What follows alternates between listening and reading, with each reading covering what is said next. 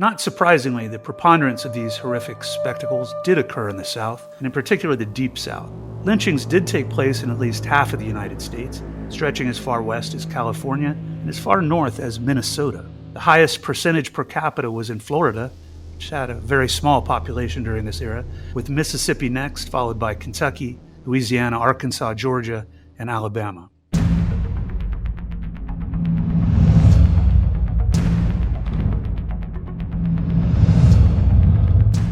Hello again, everybody, and welcome to Well-Hung History, where we tell the tales of the condemned and the executed.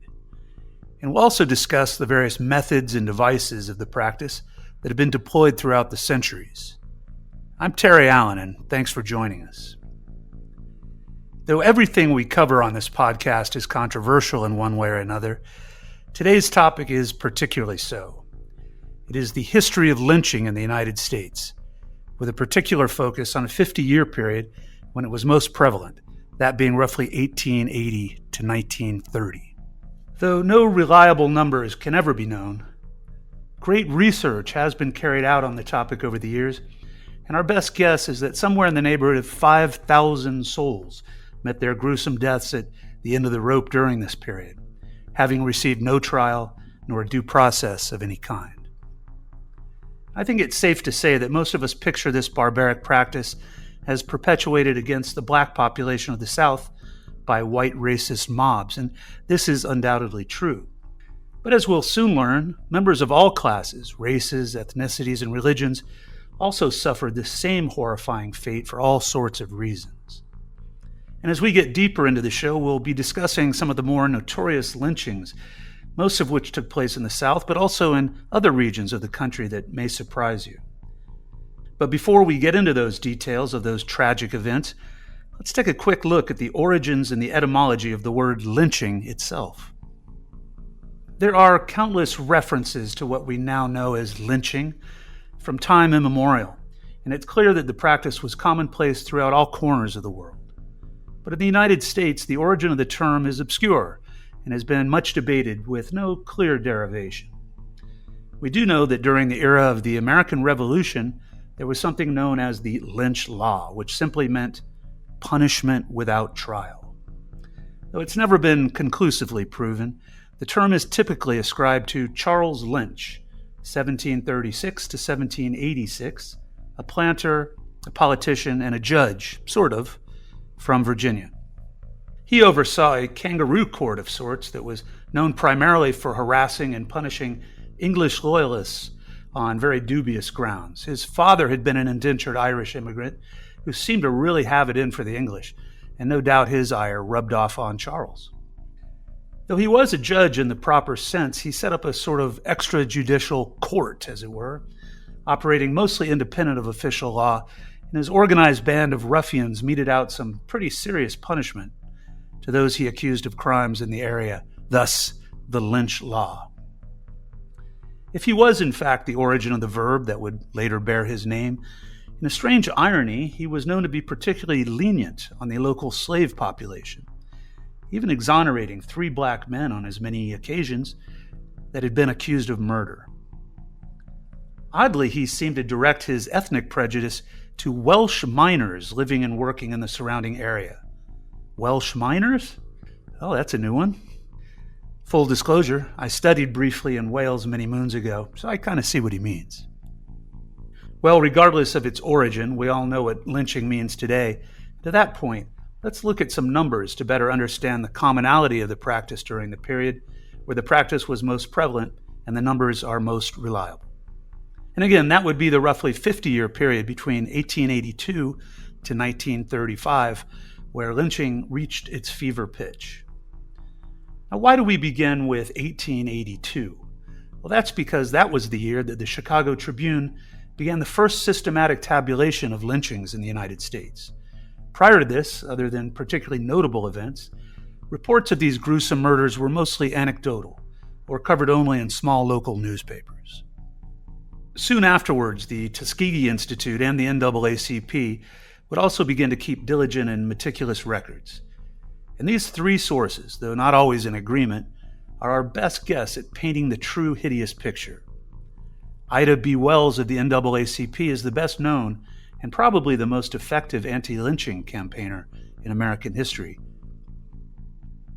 Now, contrary to common perception, lynching was not a purely racial phenomenon, though it would eventually become just that.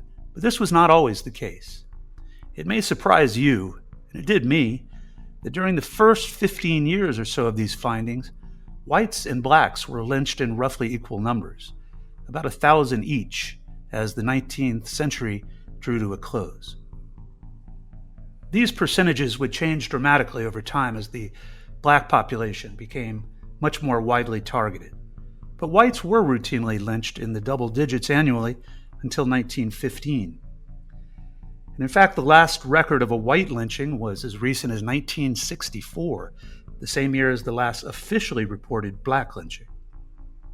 In terms of gender, an overwhelming number of the victims were men, particularly young men and boys, and 100 or so were women. During the period covered, about 3/4 or so were black, 1/4 or so white, with the known ethnicities of the remaining as Mexican or those of Hispanic descent, 71 people, 38 American Indians, 10 Chinese, and 1 poor Japanese.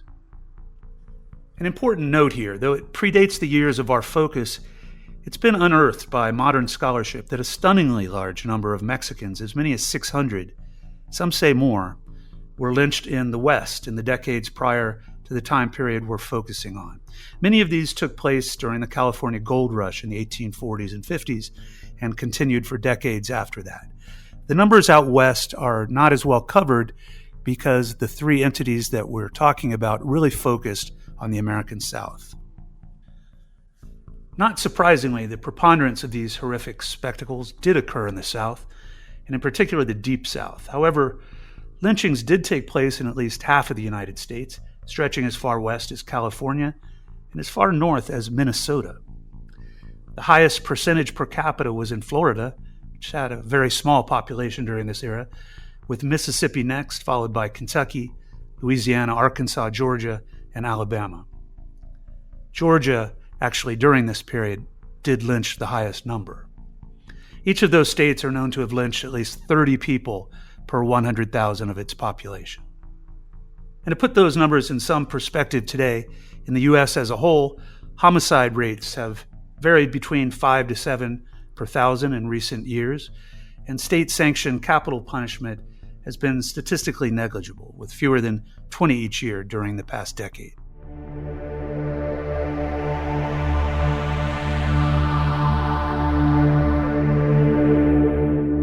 Okay, let's move on briefly and cover the motivation for and the causation of lynching. And it's very complicated because this punishment was dished out for myriad reasons. It's impossible to go over all of these here, so we'll discuss a few of the primary ones. It goes without saying that race, coupled with violence or perceived violence, were prevailing factors in a great many of the lynchings that took place during this period. But as we've pointed out, a considerable number of victims were not black, so though we typically consider the practice as a purely racist reaction with no punitive aftermath, that was not always the case. Interestingly, between 1882 through the end of the 19th century, there were reported 125 black-on-black lynchings and 4 black-on-white lynchings, and that's in just about a 20-year period. The rest presumably were perpetrated by whites against all other races. According to the Tuskegee findings, 38% of the lynchings were due to the accusation of murder or attempted murder, 23% for rape or attempted rape, 7% for theft, and 2% for, quote, insult to white people. I wonder if anyone was ever lynched for insult to black people. And the remainder are unknown, or for no accusation at all. The Tuskegee Institute also outlined the following 4 parameters for an extrajudicial killing to qualify as a lynching. 1. There must be legal evidence that a person was killed. 2. That person must have met death illegally. 3. A group of 3 or more persons must have participated in the killing. 4. The group must have acted under the pretext of service to justice, race, or tradition. It can also be inferred that lynchings were common when the economy was under greatest strain.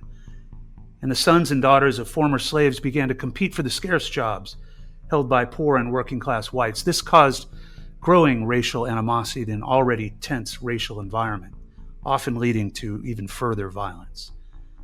Low cotton prices and inflation were particularly acute in the southern states during the 1890s, and this no doubt was also a contributing factor to lynchings in this decade, reaching its peak at 230 recorded cases in 1892.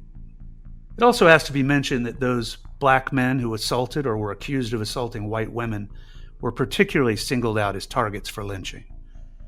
This was the ultimate taboo in a society which had seen its chivalrous codes left in tatters in the aftermath of the Civil War, and the slightest provocation was often met with the ultimate punishment. Let's take a short break, and then we'll discuss some of the more notorious lynchings in American history. But first, a warning to the audience. Though we try not to be gratuitous in our treatment of violence on this show, each of the following stories are gruesome and not for the faint of heart.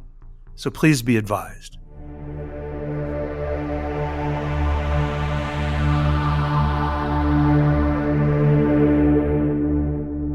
Well, you can't say you haven't been forewarned, so we'll begin with one of the most brutal lynchings that we know of, and that's the killing of Jesse Washington in Waco, Texas in 1916.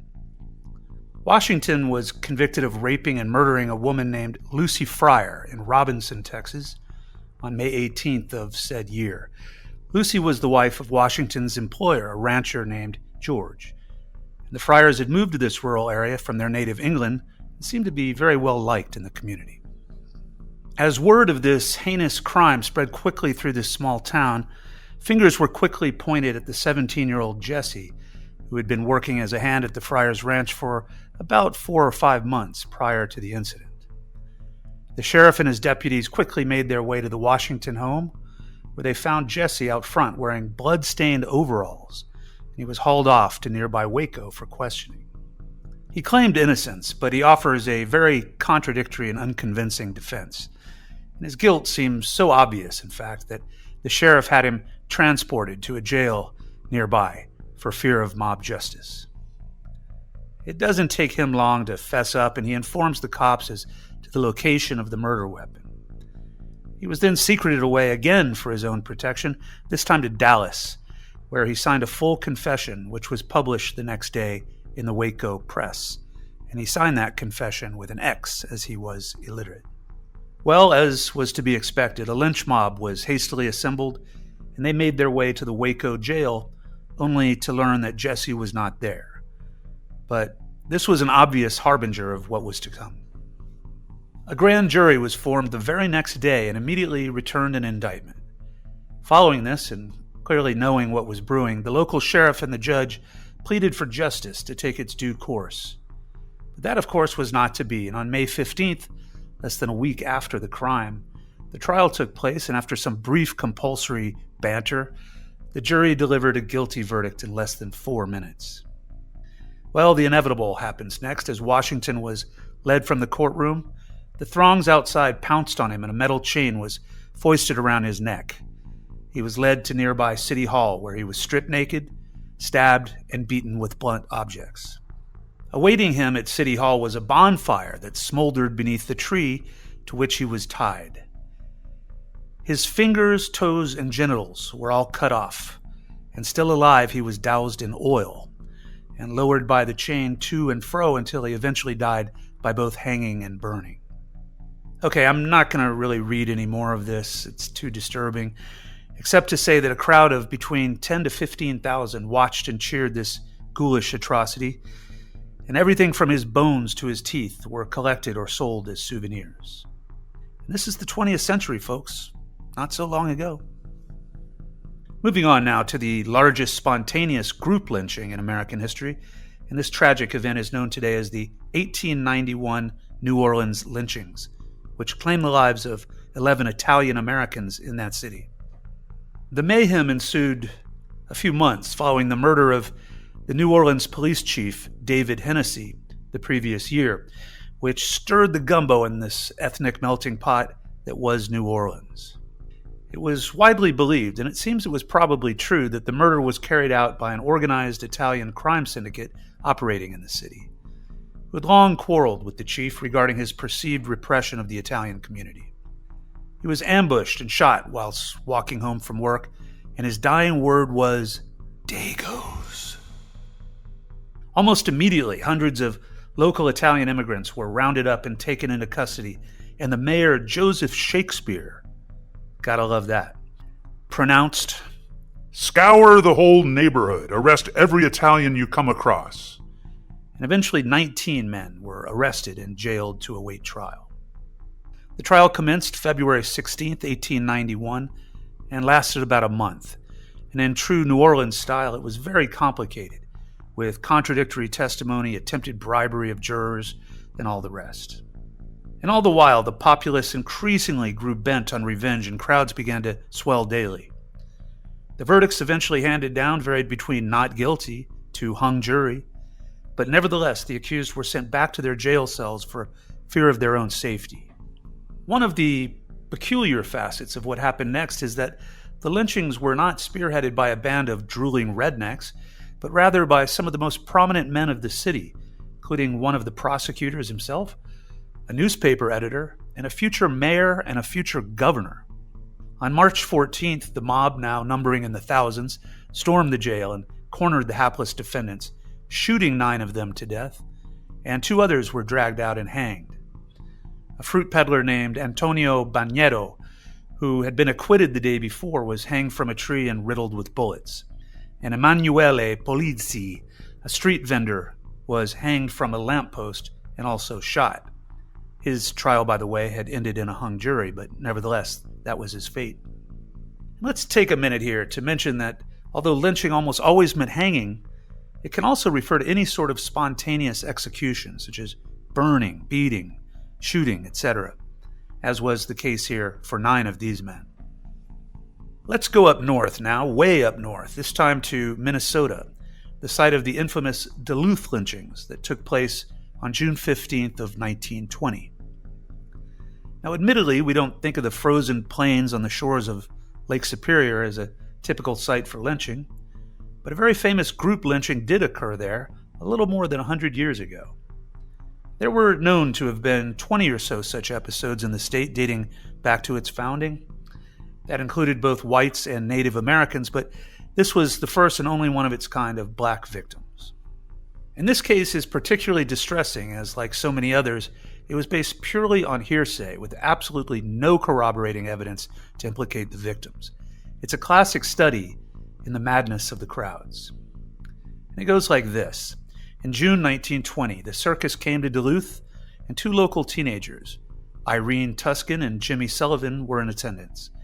They hung around the big top after the show and watched the black laborers break down the tent en route to the next town. Later that evening, Sullivan reports some shocking news to his father, that the 2 had been held at gunpoint by some of these workers, and that Irene had been raped. Understandably alarmed at this, Mr. Sullivan notifies the sheriff, a man named John Murphy. The chief springs into action and orders all the carnies to a lineup. The 2 teens selected 6 black men as the perpetrators, and they were hauled off to jail. Now, soon afterwards, Tuscan was examined by a local physician, and no evidence of rape was found. But word of this would-be assault gets around quickly, and a mob forms in the thousands around the jail. Eventually, they break through, of course, with little or no resistance, and 3 of the 6, Elias Clayton, Elmer Jackson, and Isaac McGee, are captured. After a laughably perfunctory, quote, trial on the city streets, the 3 are beaten and dragged to a light pole where they were lynched. There is an eerie photograph of this event that has been widely published, and if you're so inclined, it can be found easily with a click or 2. And it's a great example of what scenes of lynchings like this would have actually looked like. The National Guard arrived shortly on the scene, and the remaining 3 prisoners were squirreled away to safety in another jail outside of town. This sad spectacle drew swift condemnation throughout the Midwest and eventually the whole country. The Chicago Evening Post wrote that, quote, "This is a crime of a northern state, as black and ugly as any that brought the South in disrepute. The Duluth authorities stand condemned in the eyes of the nation." And to add to their own lament, the Minneapolis Journal exclaimed, quote, "The sudden flaming up of racial passion, which is the reproach of the South, may also occur, as we now learn, in the bitterness of humiliation in Minnesota." Well, this terrible event led Minnesota to pass an anti-lynching law the following year, and no persons are known to have ever been lynched in that state since.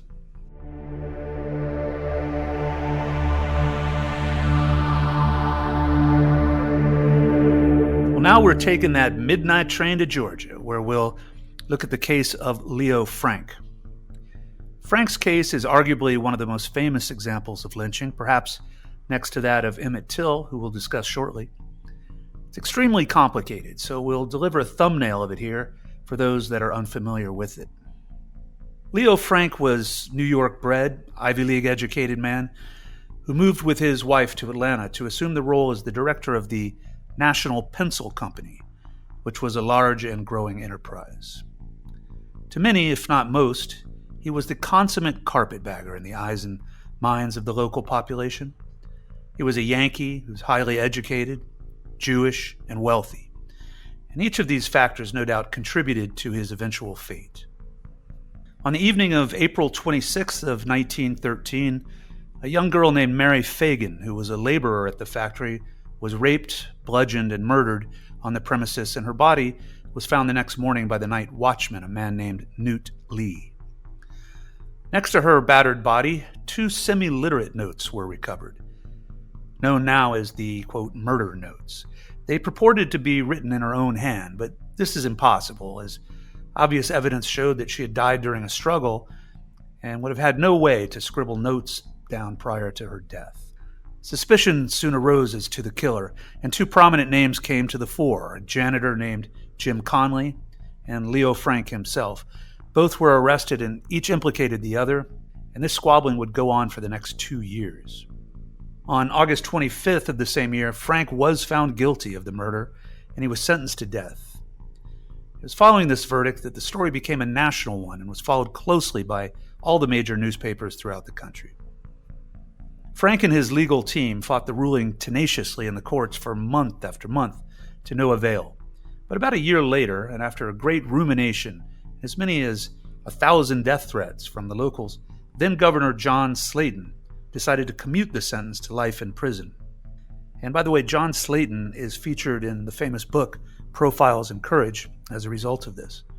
Slayton had been warned that if he did this, it would ensure that Leo would swing from a tree rather than die in the chair. And these warnings came from the angry throngs that sought vengeance, but also many prominent people in the state, most notably the progressive populist and Congressman Tom Watson. Now, what a nasty bastard he was. Well, aware that a mob was lurking, Frank had been taken 150 miles away to Milledgeville for his own protection. But soon after intake there, he was slashed and gravely injured by a prisoner who felt certain that he would be granted a pardon if he had finished the job. Well, the job would be finished soon, only by a different method. Following the commutation, a certain, quote, vigilance committee was formed to capture and kill Frank. And just as we saw in New Orleans, it consisted of very prominent men. Again, this time politicians. This included another future governor and 2 sitting mayors, lawyers, sheriffs, etc. The calls for vengeance were unabashed and very publicly proclaimed. Tom Watson shouted, quote, "This country has nothing to fear from its rural communities. Lynch law is a good sign. It shows that a sense of justice lives among the people." Justice? I told you that guy was a total asshole. Well, the inevitable takes place at around 10 p.m. on August 16th, 1915. And the henchmen of the Vigilance Committee and their goons easily abduct Leo from his cell, and they spirit him away on a 7-hour trip on back roads to Marietta on the outskirts of Atlanta, from which little Mary Fagan hailed. And it was there the next morning where the heavily shackled Leo Frank was hanged from an oak tree with his body facing in the direction of Mary Fagan's childhood home. Since this sensational case, it is widely believed that Frank was innocent and that Conley, the janitor, was the perpetrator. But I guess we'll never really know the whole truth. Footnote here, this episode also led to the birth of the Anti-Defamation League, which was a direct offshoot of this actual event. We'll discuss Emmett Till here to wrap up this episode, as his lynching is notable for many reasons. His age, his purported transgression, the brutality of his death, and the pivotal role the killing came to play in the wider civil rights movement. But as in the case with Leo Frank, this story is so well known and chronicled in books, magazine articles, and even a recent feature film, there's no point in deep diving here. Till was born in Chicago in 1941, and his family was part of the so-called Great Migration of black folks out of the rural South to the industrial Midwest and Northeast in search of better-paying jobs. His parents were Mamie and Louis Till, the latter of whom was soon to be executed by the U.S. military while in service during World War II for both rape and murder. Be sure to check out an episode of this podcast called Killing the Cowards to learn more about that. In the summer of 1955, the 14-year-old Emmett joined his great-uncle Mose and some cousins, and they headed down to the Mississippi Delta where Uncle Mose resided. This was a totally different world than the busy streets of the south side of Chicago, which was all the young boy had really known at this point. On August 24th, a seemingly normal, balmy day, Till and some others were driven by a cousin to Bryant's store, a white-owned general store that catered mostly to the local black sharecropping community. What happened there during a brief exchange between the young Emmett and the proprietress, 21-year-old Carolyn Bryant, wife of Roy Bryant, has been, and I guess always will be, in dispute. Eyewitness accounts have varied and been embellished and retracted countless times since, but there's little doubt that Till made some sort of adolescent provocation to Mrs. Bryant. Some accounts claim he merely gave some sort of a catcall, and others claim that he playfully grabbed her hand as she returned his change from the cash register. What everyone can agree on, though, is that what happens next is as shocking as it is tragic. A few days later, Roy Bryant returned from a trip hauling shrimp to Texas, and he learns of this perceived provocation, and he ain't happy, to say the least. In the wee hours of August 28th, Bryant and his half-brother, J.W. Milam, appeared at Uncle Mose's place with a pistol and a flashlight and demanded that Emmett come outside. Mose's wife offered them money to leave, but they refused to do so, and the boy was taken and then hauled away. He was tied up and thrown in the back of a truck and taken to a barn in the nearby town of Drew, where he was ruthlessly beaten by Bryant and Milam, and supposedly with the assistance of two other black men in Bryant's employ. Near death from the beatings, he was finally finished off with a gunshot, and his 14-year-old corpse was tossed into the Tallahatchie River a few miles from where the killing took place. Emmett Till's badly decomposed body was retrieved from the river 3 days later after being sighted by some fishermen. And though tried and eventually confessing to the murder years later, both Bryant and Milam were acquitted. No surprise there. And all of this for whistling at a white lady? This was 1955, folks. Again, not so long ago. This concludes the latest episode of Well Hung History. Run away and cry now, but before you do, make sure to subscribe and leave us a killer review. Find us on Spotify, Apple Podcasts, YouTube, and all the rest. New episodes drop regularly. Tom Payne Productions, all rights reserved and preserved.